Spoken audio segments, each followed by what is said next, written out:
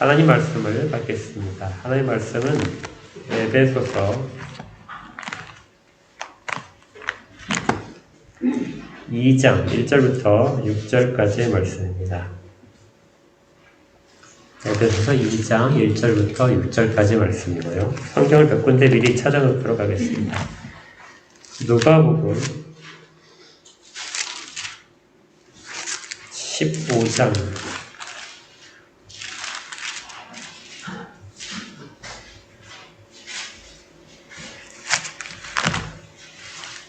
누가복음 15장도 찾아놓으시고요.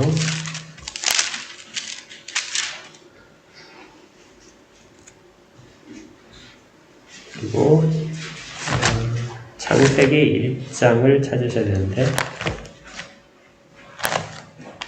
창세기 1장도 찾아놓으시기 바랍니다.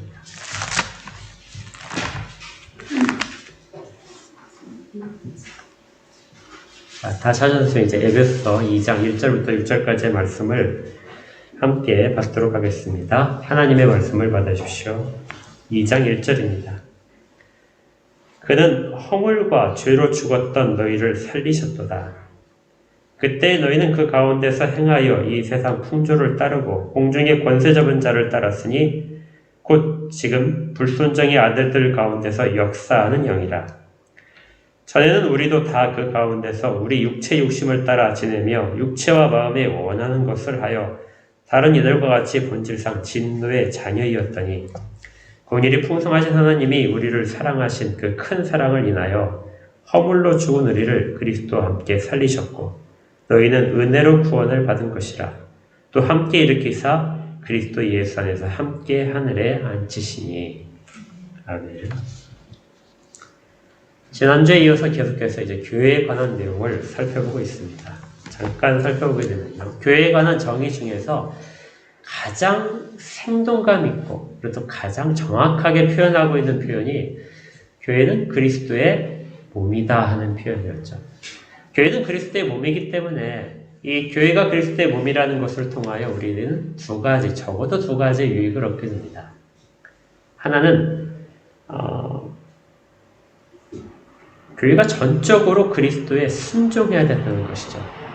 우리 모두는 교회 가운데 포함이 되어 있는데 그 교회 가운데 포함되어 있는 우리를 포함한 모든 공동체가 그리스도께만 순종해야 된다. 그리고 그분의 지시사항에 따라서 그분의 말씀에 따라서 살아야 된다 하는 것이 있었고요. 그 다음에 두 번째는 그리스도의 뜻이 세상 가운데 드러낼 때 교회가 그 몸이 되어서 각각의 부분에 있어서의 역사가 드러나게 된다. 그래서 교회는 그리스도가 이 세상 가운데 일을 행하시는 통로이자 수단이다 하고 말씀드렸습니다. 오늘은 이제 그 에베소 교회, 특별히 에베소 지역에 있는 교회들이 형성됐던 과정을 살펴보려고 하는데요. 에베소 교회가 에베소 성도들로 이루어져 있죠. 그러면 이 성도들은 어떻게 해서 교회 가운데 공동체에 들어오게 되는가? 바울은 두 가지 측면에서 이야기를 하는데 그 두 가지 측면이 사실은 지금 이 시대에 우리 교회에도 동일하게 적용됩니다. 에베소는 이방인 교회이기 때문에 이방인으로서의 우리도 성경적으로 볼 때는 이방인이죠, 우리도. 그래서 이방인으로서 어떻게 이 교회에 우리가 참여하게 되었는가 하는 부분에 대한 내용들을 오늘부터 좀 살펴볼 것입니다. 1절을 보니까 이렇게 시작되어 있어요. 교회의 구성원들 전체 모두는 1절에 있는 것처럼 허물과 죄로 죽었던 너희들이다. 교회의 시작은 어떻게 시작됐냐면요. 죽은 자들로 시작됐습니다. 그러니까 어느 누구도 살아서 자기의 능력으로 교회 가운데 들어온 사람이 아무도 없다는 것입니다. 교회는 모두 다 죽은 자들을 시작점으로 해서 교회가 형성되어 왔다는 것이죠. 자, 그러면 이제 죽었다는 말 표현 자체가 우리 핵심이 될 텐데요. 죽었다는 표현이 뭘까요? 아무도 여기에 동의하지 않을 겁니다. 밖에 나가서 세상 사람들 모두와 얘기할 때 당신들 모두 다 죽은 사람들이야.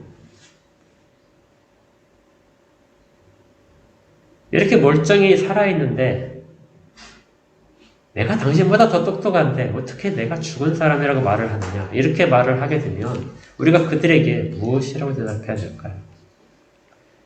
성경 우리를 이전에 다 죽었던 사람이라고 이야기를 하는데 그 죽었다는 말 자체가 과연 무슨 의미가 있는 것일까요? 우리가 가장 쉽게 예를 많이 드는 것이 꽃꽂이입니다. 우리 교회는 그런 것이 없지만 큰 교회나 이런 데 보게 되면 뭐 작은 교회도 그러는데 강단 옆에 이렇게 꽃꽂이해서 꽂아놓은 경우가 굉장히 많죠. 그러면 그 꽃꽂이한 꽃들은 살아있는 것일까요? 죽은 것일까요?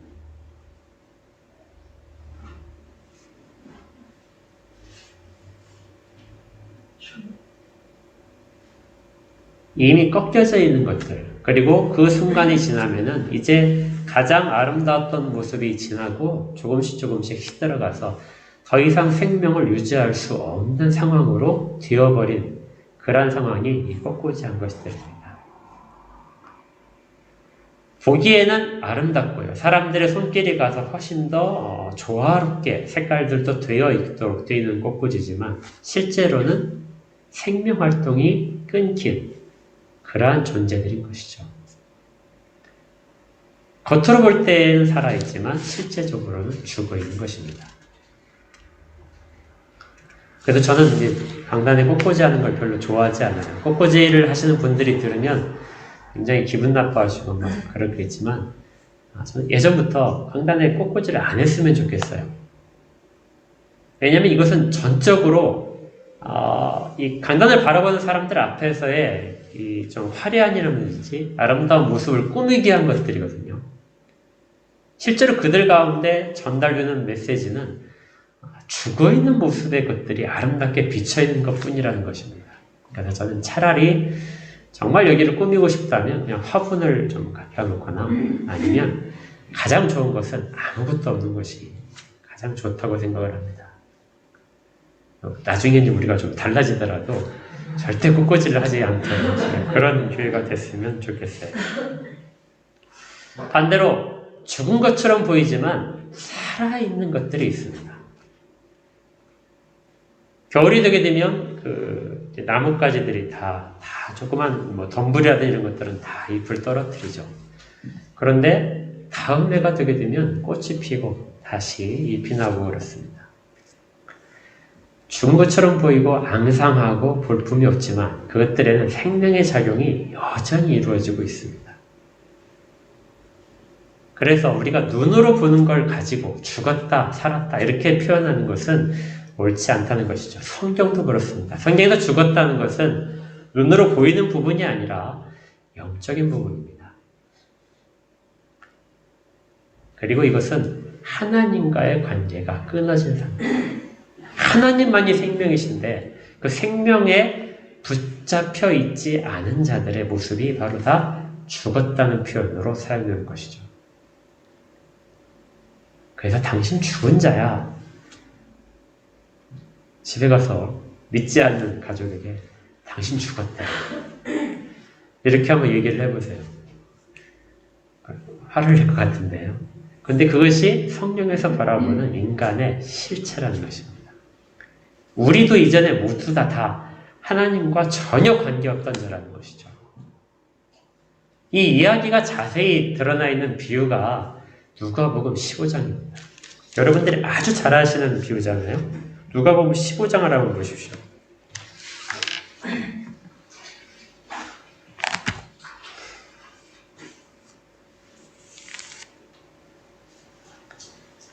누가복음 15장에 우리 이제 돌아온 탕자 비유인데요. 둘째 아들이 아버지의 재산을 미리 나눠달라고 해서 상속을 받고 먼 타향에 가서 다 써버렸습니다. 그리고 나서 이제 아버지께 돌아왔는데요. 이때 표현이 뭐라면요. 이렇게 되어 있습니다. 32절이에요. 누가복음 15장 32절. 네 동생은 죽었다가 살아났으며 내가 잃었다가 얻었기로 우리가 즐거워하고 기뻐하는 것이 마땅하다. 이 둘째 자식을 아버지는 뭐라고 했어요? 죽었다가 살아났다. 이 죽었다는 표현을 쓰고 있습니다. 이건 한 번 사용된 거 아니라요. 반복해서 사용된 표현입니다. 24절도 한번 볼까요? 아버지가 자식이 둘째 아들이 돌아오자 종들에게 잔치를 준비하라고 하면서 그렇게 선언하신 부분이에요. 이 내 아들은 죽었다가 다시 살아났다. 그러니까 아주 그냥 단순히 이 아들 잃어버렸다, 이렇게 자식을 버렸다, 이렇게 생각하는 것, 그런 상황을 말하는 것이 아니라 성경에 주님께서 말씀하신 비유 가운데 이 아들은 죽었었다는 것이죠. 아버지를 버리고 아버지의 관계가 끊어진 상태는 다 죽었다고 표현하는 것이, 이것이 바로 유대인들의 사고방식, 성경적인 이해입니다.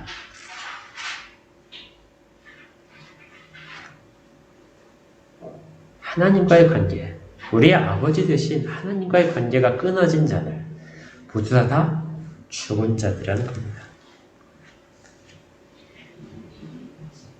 그런데 그러면 이 죽었다는 이 일이 왜 발생했느냐?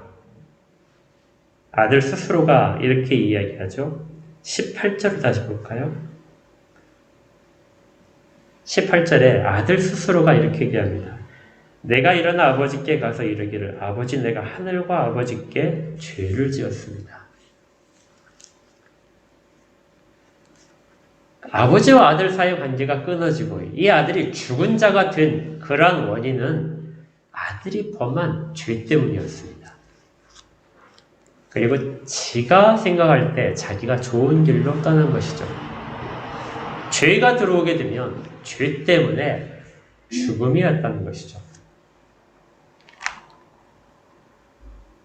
아들의 죄는 아버지를 떠난 것입니다. 다시 에베소서로 오시면 1절에 그래서 이렇게 되어 있습니다.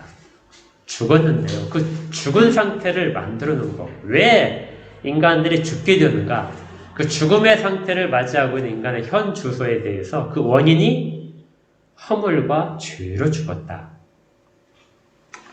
여기에 이제 약간 우리의 이제 그 상식적인 이해와 좀 충돌하는 부분이 있어요. 허물이라는 것이 뜻이 무엇인가요? 허물과 죄 하면 어떤 것이 더 무겁습니까? 죄가 무겁죠. 허물은 국어사전에도 되어 있더라고요. 비난을 발생시키는 실수. 그래서 허물이라고 하는 것은 실수나 우리의 어떤 약한 부분들. 그래서 약간 좀 완화시킨 부분이 있고, 죄는 굉장히 규모가 큰 것처럼 그렇게 되어 있는데요. 근데 실제 원어상으로는 좀 다릅니다. 1절에 잘 보시면 허물과 죄로 죽었다 이렇게 되어 있는데요. 5절 한번 보실까요? 5절은 뭘로 죽었어요? 허물로 죽었답니다. 죄는 빠지고 허물이 먼저 들어왔어요. 그리고 허물만 사용됩니다. 같은 단어예요. 파랍토마라는 단어인데 우리가 알고 있는 그런 번역할 때 약간 문제가 있는 것 같아요. 허물은 실수가 아니라 이것은 고의적인 치명적인 죄를 말합니다. 그러니까 마치 우리는 그 경기장에서 축구 경기를 할 때 어떤 공격수 앞으로 공이 아주 절묘하게 정말 잘 왔어요. 아무도 막을 수 없을 만큼 이렇게 골키퍼도 정말 노마크 찬스가 된다고 그러죠. 왔는데 이 선수가 그만 헛발질을 해버렸어요. 그래서 골을 넣을 찬스를 놓쳤습니다. 이건 그럴 수도 있겠지 하고 이야기가 되겠지만, 근데 만약에 이 선수가 고의적으로 헛발질을 했다면, 팀을 패배시키기 위해서 고의적으로 헛발질을 했다면 이 선수는 정말 용서받지 못하게 됩니다. 이 일 자체가 허물이라는 단어 속에 있는 거예요. 이건 고의성입니다. 고의적으로 하나님을 떠나는 일들. 여기에 해당하는 단어가 파랍토마, 허물이라는 단어로 우리가 번역된 단어이죠. 그래서 다른 성경책에는 이제 범죄라는 단어로 바꿔서 번역하기도 합니다. 거기에 비해서 같이 있는 이 죄라는 단어는 하마르티아라는 단어인데 얘는 모든 것들을 다 포함하는 죄입니다. 그러니까 실수, 어떤 약한 부분, 그 다음에 아주 중한 범죄, 이런 것들까지 다 포함하는 죄예요. 그래서 허물과 죄로 죽었다 하는 표현 자체에 들어있는 것은 허물은 그래서 보통 인간의 원죄에 묘사할 때 많이 사용되고요. 그리고 죄들은 우리가 살아가면서 짓는 거의 모든 죄들을 다 포함합니다.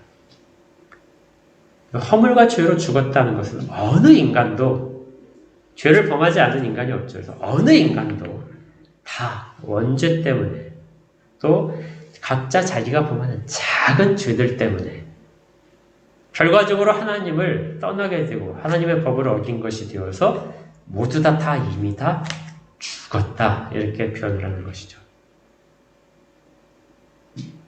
이것이 사람들의 모든 현 주소입니다.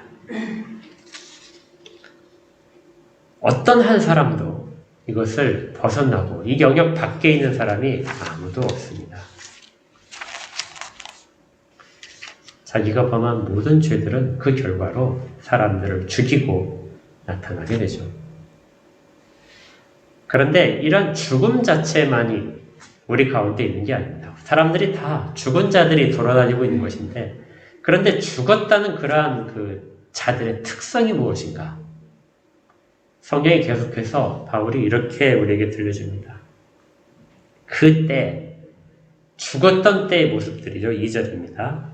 너희는 그 가운데서 행하여 첫 번째 이 세상 풍조를 따르고 두 번째 공중의 권세 잡은 자를 따르고 세 번째 3절에 있는 우리 육체의 욕심을 따라 지내며 육체와 마음에 원하는 것을 하고 있었다. 죽은 자들의 모습이 이렇게 세 가지로 묘사가 되는데요. 첫 번째 이 세상 풍속을 따랐다 하는 이 단어를 우리가 조금 더 자세하게 살펴볼 것입니다. 이것은 우리가 항상 얘기할 때 세속화라는 의미를 담고 있습니다. 잘못 사용하는 단어 중에 하나가 있는데요. 세속주의라는 단어가 있습니다.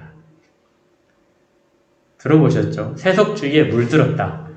교회가 세속주의에 물들었다 하는 단어들을 쓰는 경우가 많은데 이건 아주 우리가 오해를 하면서 잘못 사용되는 용어 중에 하나입니다. 세속화와 세속주의는 완전히 다른 단어입니다. 제가 예를 들어 볼 테니까 여러분이 한번 답을 해보십시오. 여러분들이 세속주의에 갖고 있는 이해를 점검하기 위해서 그런 거예요. 코로나 시국이니까 코로나에 대한 그 예를 들겠습니다. 얼마 전에 그 부산에 있는 세계로교회라는 교회를 중심으로 해서 몇몇 목사님들이 그 코로나 방역 지침을 거절하고 대면 예배를 강행하겠다 해가지고 정부로부터 부산시로부터 고발을 당했습니다. 그러자 이 교회가 정치와 교회는 서로 간섭할 수 없다. 헌법에 보장된 권리다 하면서 소송을 냈고 소송에서 졌습니다. 그렇지만 지금도 역시 대면 예배를 강행하고 있어요. 대면 예배 강행하는 이들 그 인원 제한 없이 자유롭게 다 하겠다는 것이죠. 자, 이런 예가 있고요. 두 번째는 좀 시간이 지났지만 한때 광화문 집회를 하던 태극기 부대의 대표자였던 정광훈 목사가 있었습니다. 그들은 이제 당을 만들어서 총선 때도 그랬죠. 당을 만들어서 당의 그 힘을 가지고 청와대까지 가겠다. 그래서 국가 자체를 기독교의 시스템으로 바뀌겠다. 이런 목적을 가지고 그렇게 시작을 했던 곳이었습니다. 물론 거기도 대면 예배를 이제 강행하면서 사회적인 비난을 받게 됐었죠. 둘 중에 어느 교회가 세속주의를 따르고 있는 걸까요?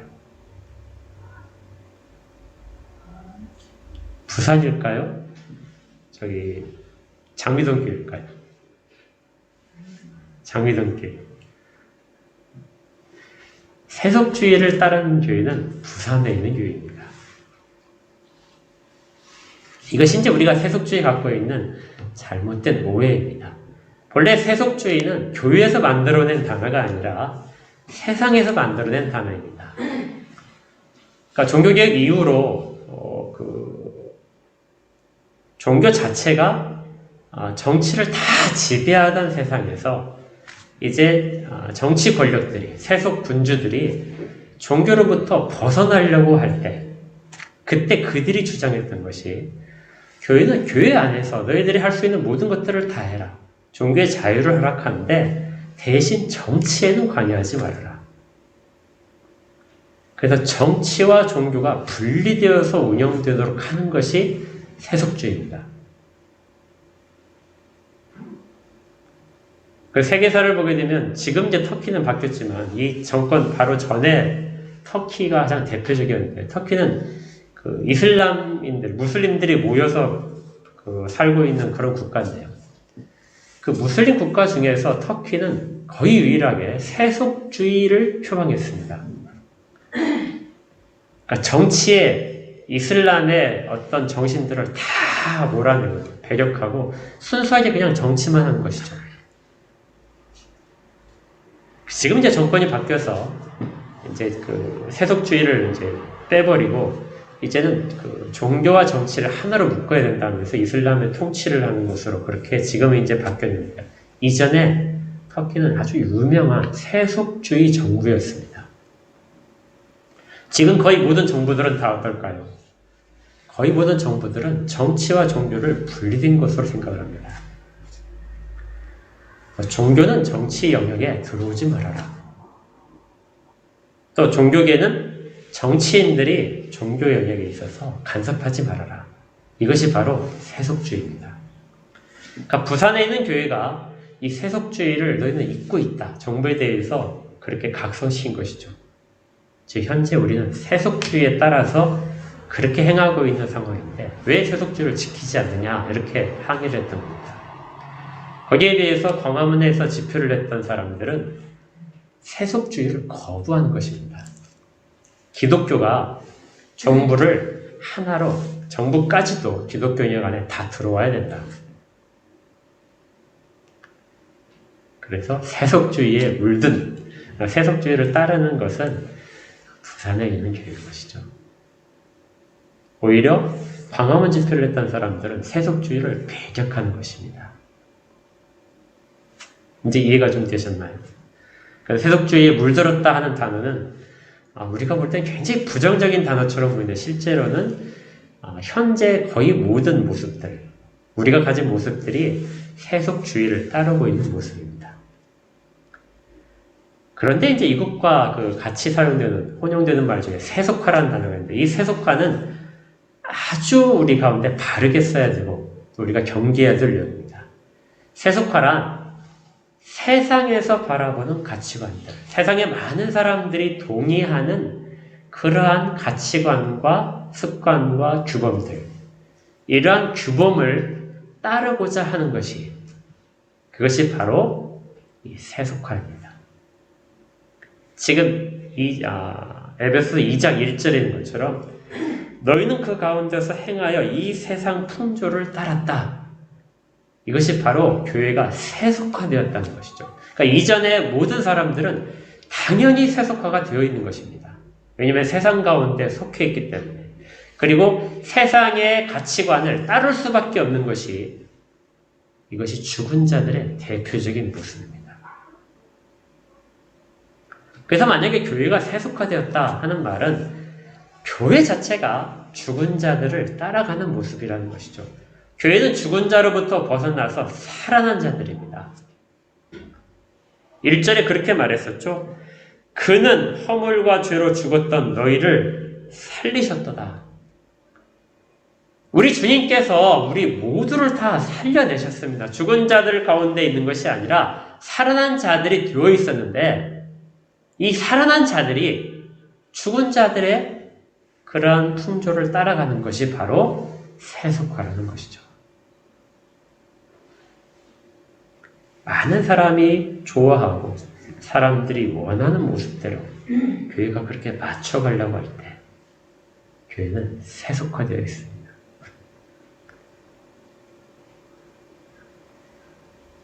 교회가 다수결로 많은 사람들이 투표를 해서 우리 교회는 이런 방향으로 합시다 하고 투표를 하게 되면 거의 한 90%가량의 교회들은 세속화된 결정을 할 수밖에 없습니다. 세상 영향이 그만큼 강력하기 때문에 그렇죠. 바울은 이전의 너희들의 모습은 세속화될 수밖에 없었는데 이제는 그곳에부터 너희가 벗어나야 된다 하고 말하는 겁니다. 두 번째, 죽은 자들의 형태가 나오는데요. 죽은 자들의 형태는 공중의 권세 잡은 자를 따르게 되는 것입니다.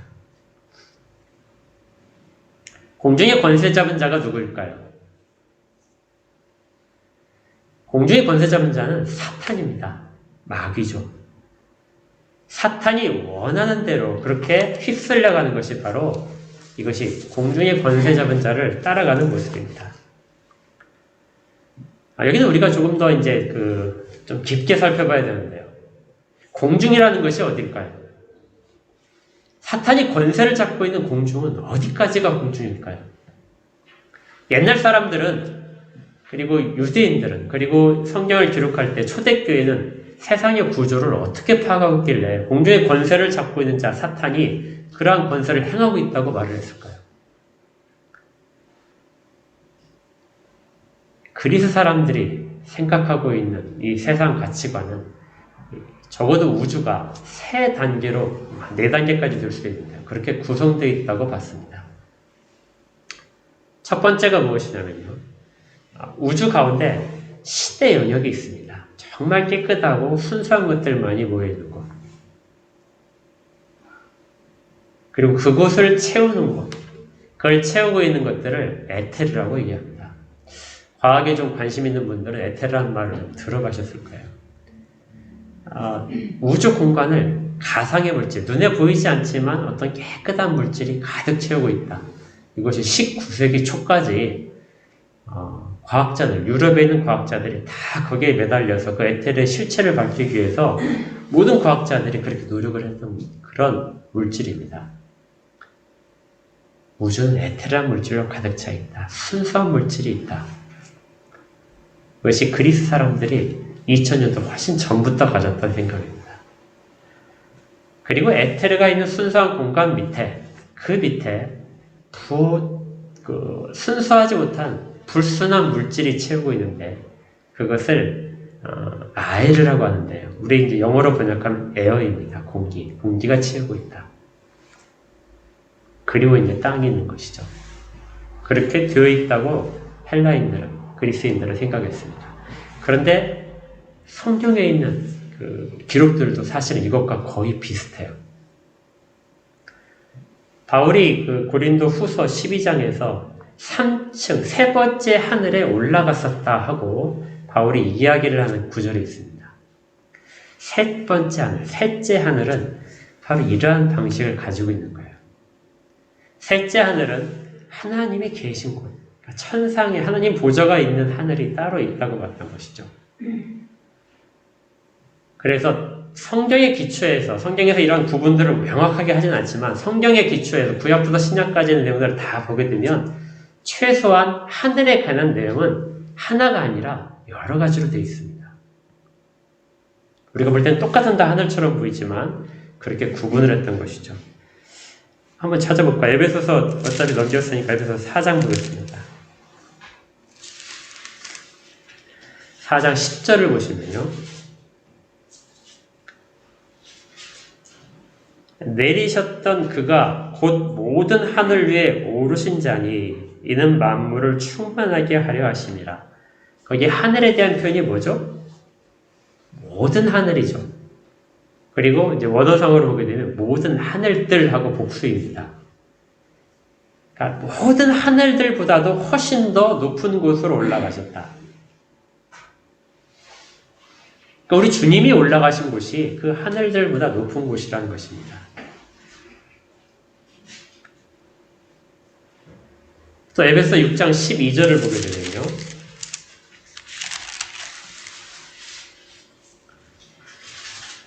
마귀에 대적하라 하면서 나온 것인데 우리의 씨름은 혈과 육을 상대하는 것이 아니요 통치자들과 권세들과 이 어둠의 세상 주관자들과 하늘에 있는 악의 영들을 상대합니다. 그러니까 악의 영들이 하늘에 있다고 보았습니다. 그러면 하늘은 몇 겹으로 되어 있다는 것이죠. 하나님이 계신 하늘이 있고 하나님의 처소가 있는 보좌가 있는 하늘이 있고 그 밑에 악한 영들이 거하고 있는 하늘이 있고 그리고 그 밑에 바로 새들이 날아다니는 하늘이 있습니다. 여기도 하늘이죠. 그래서 최소한 3단계의 하늘이 존재하게 됩니다. 자, 이제 성경에서 이제 정확하게 기록되어 있지 않은 부분이기 때문에 이제 제가 이해한 바로 이 성경의 부분들을 조금 더 설명을 해드릴 것입니다. 창세기에 보게 되면 하나님이 천지를 창조하실 때 새들을 지으시고 그 다음에 땅에 풀들을 내시고 나무 내시고 그 다음에 동물들을 내시고 바닷물에 물고기들도 다 만드셨죠. 그리고 나서 아담에게 여기까지 다스리라 하는 부분이 있어요. 어디까지 다스리게 하셨죠? 땅과 바다에 있는 물고기와 또 뭐가 있죠? 새들도 다스리게 하셨습니다. 이 말은 아담이 다스리도록 허용된 영역이 이 땅뿐만이 아니라 새들이 날아다니는 하늘까지도 다 포함된 영역이에요. 여기까지가 아담이 다스리는 통치의 지역입니다. 창세기 1장에 그렇게 나와 있는 것이죠. 그리고 하늘은 하나님의 처소입니다. 근데 사람이 타락하기 이전에 어느 순간에 사탄이 하나님으로부터 대적했다가 쫓겨나서 하늘 처소로부터 쫓겨나게 됩니다. 사탄은 사실 쫓겨난 다음에 어디 거할 만한 그런 터전이 없었던 상황이죠. 하늘에서는 하나님의 대적했다가 쫓겨났기 때문에 그곳엔 갈 수 없고 땅은 이미 하나님께서 아담에게 그들을 다스리라고 했기 때문에 거기에 대한 통치권도 없었습니다. 그래서 사단이 자기가 다스릴 수 있는 자기를 따르는 자들을 만들기 위해서 이 땅에 아담을 유혹하기 시작한 것입니다. 아담을 유혹해서 자기에게 복종시킬 수 있다면 그 영역에 대한 통치권을 자기가 갖게 되는 것이죠. 그래서 결국 사단의 간교한 속임수에 넘어간 아담이 범죄를 저지르고 그는 하나님과의 관계를 잃어버리고 모든 권세를 없애게 됩니다. 그리고 그는 사단에게 종이 된 것이죠. 사단은 이때부터 공중에 대한 권세를 잡고 있는 것입니다. 아담은 본래 그 권세를 유지할 수 있도록 사단에 대항할 수 있었습니다. 하나님께서 뭐라고 하셨죠? 아담에게 에덴 동산을 주시고 아담에게 뭐라고 하셨냐면 지켜라 했었죠. 지켜라는 말은 그냥 그걸 보존하라 하는 것이 아니라 일부의 위협으로부터 공격으로부터 그것을 지켜내는 그런 것이 필요한 것입니다. 우리가 찬양을 할 때 하나님은 우리를 지키시는 자 할 때 그 지킨다는 표현과 같은 단어입니다. 아담은 사단의 위협으로부터 하나님이 주신 그 통치 영역을 지켜낼 필요가 있었지만 지키지 못하고 넘겨줬던 것이죠. 그리고 아담의 후손된 모든 자들은 이렇게 해서 사탄에게 굴복된 상태로 이 땅 가운데 태어나고 살아가는 것입니다. 이것이 바로 이전에 죽었던 자들이고요. 그리고 그 가운데서 세상 풍속을 쫓으며 공중권세잡의 뜻만을 복종하게 되는, 아무리 좋은 걸 고안을 한다 하더라도 사단의 권세를 벗어나지 못할 그런 사람이 되는 것입니다. 얼마나 불행한 삶입니까? 그래서 이러한 삶을 무엇이라고 하냐면요, 성경에서는 출애굽하기 전에 애굽에 갇혀있는 종의 모습에 비유하는 것이죠. 종의 모습은, 애굽에 갇혀있는 종의 모습은 400년 동안이나 그 긴 세월 동안에 바로의 함정 속에서 그들이 있음으로 해서 그들은 구원될 수 있는, 구원받을 만한 어떤 것도 기대할 수 없었습니다. 400년 동안 종살이로 있다는 것이 쉬운 일일까요?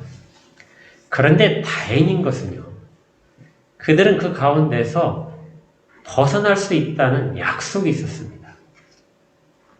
하나님이 그들을 끌어내서 약속의 땅으로 보내실 거라는 그러한 약속이 그들 가운데 있었던 것이죠. 이것이 택함받은 자와 택함받지 못한 자의 차이입니다. 이 세상 가운데 사탄의 권세에 잡혀 있지만 그 권세에 잡혀 있는 자들 가운데 벗어날 수 있다는 소망이 없는 자들, 약속이 없는 자들, 이들은 여전히 그 가운데서 만족하며 거기에 사는 것이고요. 소망이 있는 자들만이 그 권세를 벗어날 수 있습니다. 그런데 얼마나 교묘하냐면요. 이것 자체가 그 사단의 권세 아래 잡혀있는 죽은 자의 상태가 사람들에게 가장 큰 만족감을 줍니다. 3절에 이렇게 또 되어 있었죠. 죽은 자들의 상태 세 번째가 뭐냐면요. 육체 욕심을 따라 지내며 육체와 마음에 원하는 것을 하고 있었다. 육체가 원하는 것을 하는 것이죠. 그리고 육체와 마음이 원하는 것을 하게 만드는 것입니다. 이걸 무엇이라고 하면요. 육체와 마음이 원하는 것을 다 달성하는 걸 우리가 뭐라고 할까요?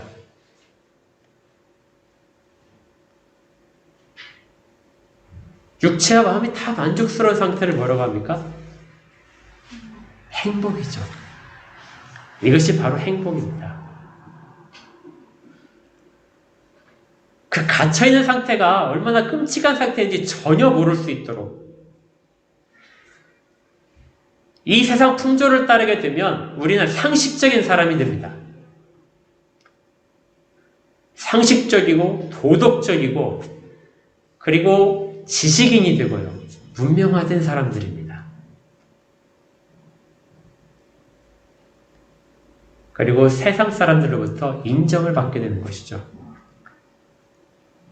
그리고 그것과 만들어서 우리의 모든 행복하는 부분들, 행복을 따르려고 하는 행복의 가치관에 해당하는 모든 부분들을 다 이루어져내고 그걸 쫓아가는 삶이 바로 죽은 자들의 모습이었다. 이전에 너희들 죽은 상태의 모습이었다. 그런데 그 결과가 뭐죠? 그 끝은 본질상 진노의 자녀이다. 죽은 자로 살아가는 그 모습의 끝은 너희들 다 지옥불밖에 없다. 아무것도 보이지 않고 하나님에 대해서도 전혀 증거가 없고 하나님에 대한 믿을 만한 어떤 것도 없지만 그들 가운데 보이지 않지만 지옥불이 그들 가운데 활활 앞에 타고 오르고 있는 것이죠. 저희 아이들이 어렸을 때 얘기처럼 소방차가 100대가 오더라도 결코 꺼지지 않는 불, 결코 약해지지 않는 불, 그 불이 죽은 자들을 기다리고 있는 그런 것입니다.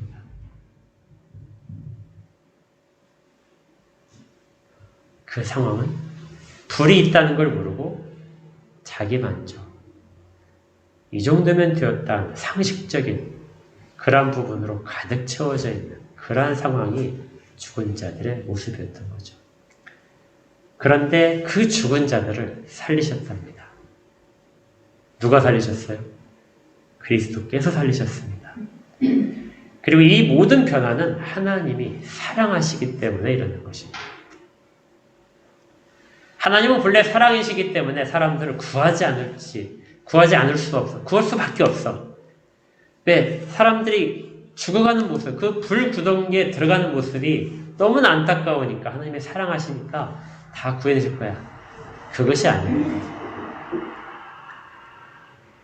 하나님은 진노의 불길로 태우시고 계시지만 일부 사람들에 대해서 특별한 사랑을 베푸십니다. 그들을 죽은 자 가운데서 살려내시는 것은 모든 사람에 해당하는 것이 아니라 특별한 사람들만 살아가는 것이죠. 그들이 그리스도 안에 있는 자들입니다. 그래서 그들을 그리스도께서 살아나실 때 함께 살리셨다고 되어 있습니다. 5절에 이렇게 되어 있죠. 허물로 죽은 우리를 그리스도와 함께 살리셨다. 이것은 은혜이다. 6절에 또 함께 일으키셨다. 살리셨다는 것뿐만 아니라 일으키셨다는 이 단어는 사실은 같은 단어입니다. 그러니까 살리셨고 또 살리셨다 이렇게 표현할 수도 있고요. 그런데 조금 더 의미를 더 강조하기 위해서 일으키셨다는 것은 생명이 있는 자들로서 살아가도록 만드셨다는 뜻이죠.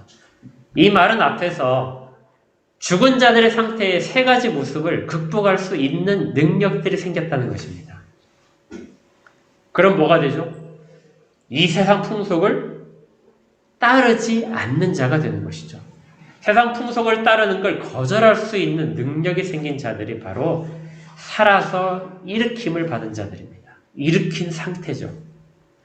또 공중의 권세 잡은 자를 따르지 않는 능력, 거절할 수 있는 능력, 대항할 수 있는 능력이 생긴 것이 바로 일으킴을 세우신 자들이에요.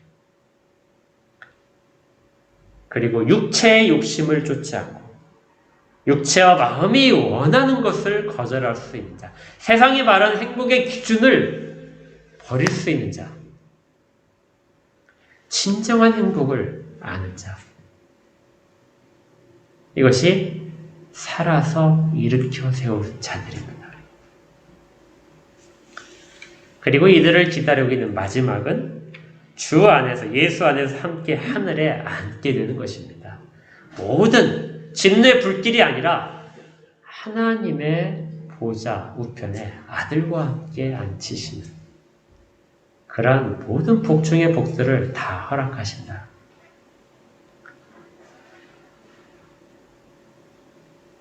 그런데 이 세 상태의 단어들이 사실은 다 완료형입니다. 현재 완료형이에요. 앞으로 장차 이루어질 게 아니라 이미 너희는 그렇게 살아가는 순간부터 그렇게 이미 다 되어 있다.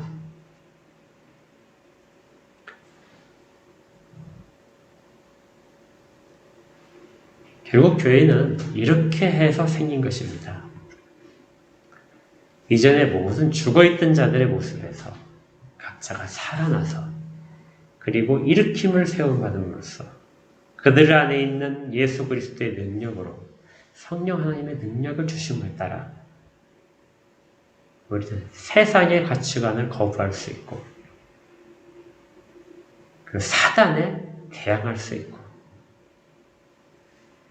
그리고 세상이 말하는 행복의 가치관을 부정할 수 있는 참다운 행복을 이야기할 수 있는 이것이 바로 산자들의 모습인 것이죠.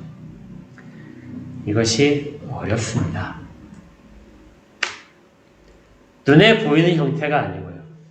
영적으로 우리 가운데 있기 때문에 이걸 넘어서기가 우리도 가끔 실족하고 이전의 모습대로 세속화된 모습으로 돌아가려는 경향들이 얼마든지 있을 수 있습니다.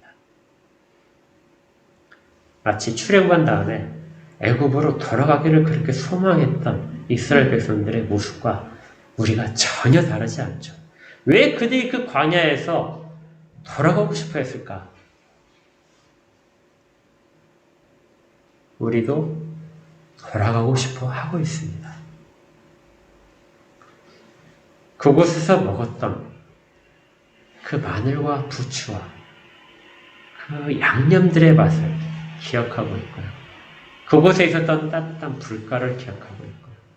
그곳에서 먹었던 풍족한 식사들을 기억합니다.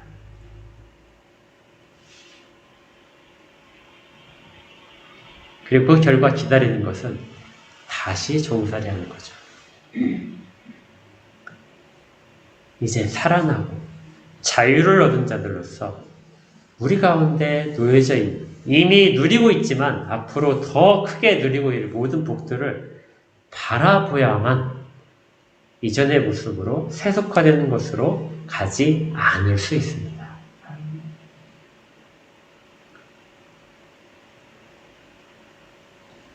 이전의 모습을 보여주는 것은 앞으로의 모습이 그렇게 대조되기 때문입니다. 하나님은 이 일을 우리 가운데 지금도 행하고 계십니다.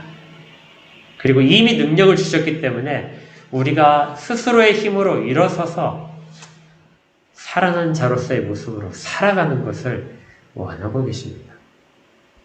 이것이 교회가 현재 세상 가운데 그리스도의 몸으로서 실천해야 될 바른 정체성인 것이죠.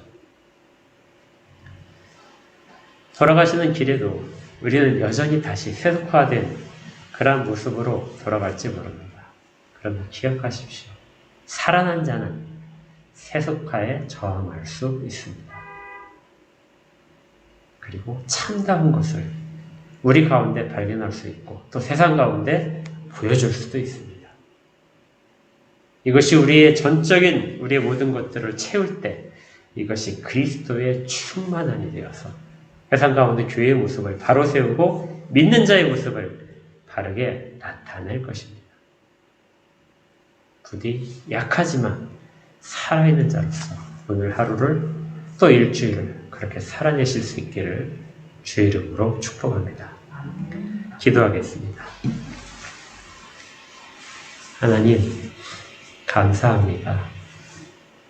죽은 자의 모습을 살펴보면서 얼마나 그곳이 벗어나기 힘든 그런 수렁인지를 알게 됩니다. 일시적으로 만족하고 인정받고 그렇게 존경받는 삶의 모습들이 그 가운데 있을지 모르겠지만 그 결국이 얼마나 비참하고 끔찍한 것인지를 보며 저희 가운데 하나님께서 이루신 일, 그리스도를 통하여 약속하시고 현재 주신 모든 것들이 정말 감사한 것을 느낍니다. 살아난 자로서 우리의 정체성을 다시 한번 발견케 하시고 또 일으켜 세우신 자로서 힘있게 일으켜 세우셨사오니 그 힘을 받아 사탄을 대항하고 또 세상의 유혹들에 대항해서 참다운 가치를 지켜내는 우리 모두가 되도록 인도하여 주시옵소서. 그렇게 모두가 사용될 수 있기를 간절히 구합니다. 예수 그리스도 이름으로 축복하며 기도합니다. 아멘.